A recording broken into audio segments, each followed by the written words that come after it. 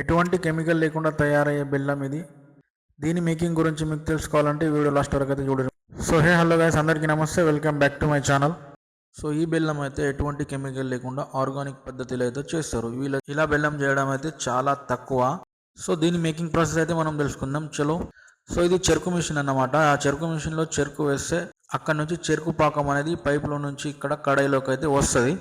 దీన్ని బాగా మరగనిస్తారు అన్నమాట. ఈ కడాయి కింద అయితే ఫుల్గా మంట పెడతారు. ఆ మంట పెట్టిన తర్వాత చూస్తురుగా మీరు ఎట్లా బాయిల్ అవుతుందో అట్లా బాయిల్ అవ్వాలన్నమాట. ఆ బాయిల్ అయిన దాన్ని ఇంకో కడాయిలో అయితే వేస్తారు. సో దాన్ని చల్లార్చిన తర్వాత ఈ పద్ధతిలో అయితే అవుతుంది. మీరు చూడొచ్చు. నేనైతే కొద్దిగా బెల్లం తీసుకొని అప్పుడే వేడిగా కొద్దిగా అయితే టేస్ట్ చేసిన. టేస్ట్ అయితే ఎక్దమ్ ఉండే, సూపర్ టేస్ట్ ఉండే. మనం నిజంగా చెప్తున్నా, టేస్ట్ అయితే అద్రిపోయింది.